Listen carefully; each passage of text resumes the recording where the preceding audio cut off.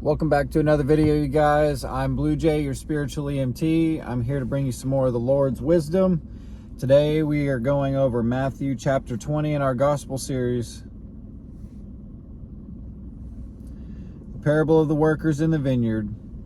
For the kingdom of heaven is like a landowner who went out early in the morning to hire laborers for his vineyard. Now when he had agreed with the laborers for a denarii a day, he sent them into his vineyard. And he went out about the third hour and saw others standing idle in the marketplace. And he said to them, "You also go into the vineyard, and whatever is right I will give you." So they went. Again he went out, and about the 6th and the 9th hour, and did likewise. And about the 11th hour he went out and found others standing idle, and said to them, "Why have you been standing here all day?" They said to him, "Because no one hired us." He said to them, "You also go into the vineyard, and whatever is right you will receive." So when evening had come, the owner of the vineyard said this to the steward, "Call the laborers and give them their wages, beginning with the last to the first." And when those came, who were hired about the 11th hour, they each received a denarii. But when the first came, they supposed that they would receive more, and they likewise received each a denarii. And when they had received it, they complained against the landowner, saying, "These last men have worked only 1 hour, and you made them equal to us who have borne a burden and the heat of the day." But he answered one of them and said, "Friend, I am doing no wrong. Did you not agree with me for a denarii? Take what is yours and go your way. I wish to give this to the last man the same too as you. It is not lawful for me to do what I wish with my own things, or is it not lawful for me to do what I wish with my own things? Or is your eye evil because I am good? So the last will be first, and the first last. For many are called, but few chosen." Jesus a third time predicts his death and resurrection.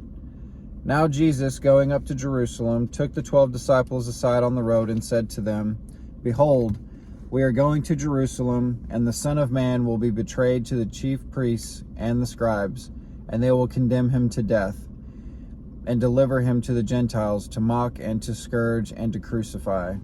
And the third day he will rise again." Greatness is serving.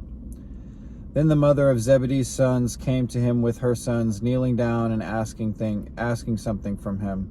And he said to her, "What do you wish?"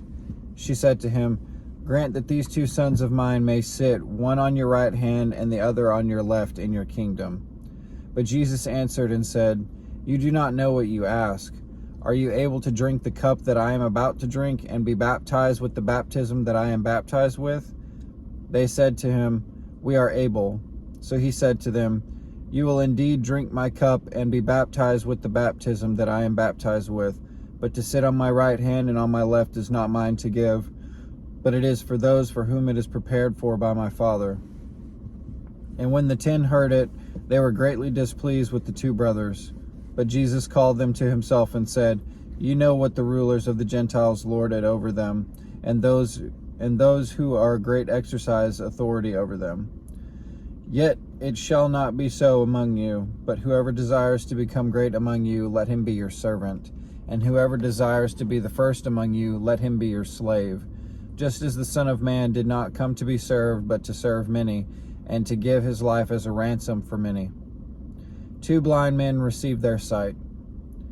Now as they went out of Jericho, a great multitude followed him, and behold, 2 blind men sitting by the road. When they heard that Jesus was passing by, they cried out, saying, "Have mercy on us, O Lord, Son of David."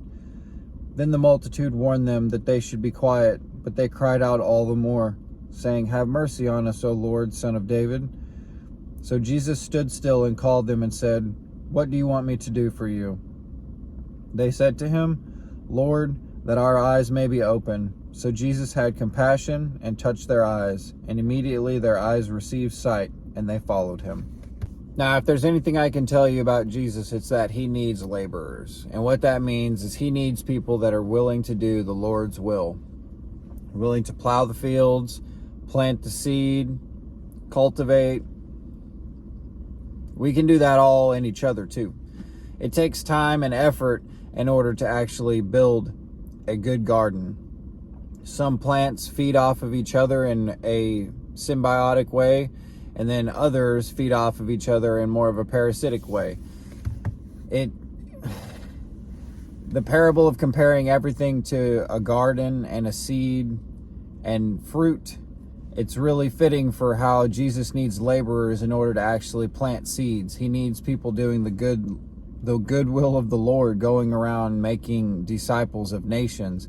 Because as we plant seeds, some seeds take and some seeds do not.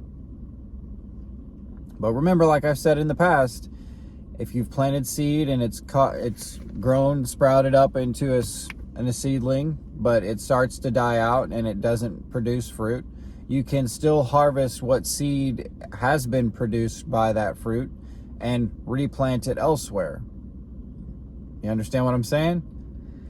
Guys, just keep doing the good will of the Lord. Take care of each other. Cultivate a good garden. Water each other. Pour back into each other. Don't just be selfish and pour back into yourself. Take care of your neighbor. Take care of your brother. And take care of our Father in heaven. All right? This is Matthew chapter 20 in our gospel series. Tomorrow we're going over Matthew chapter 21. I hope to see you guys there. And if you didn't already know, you're under his wing.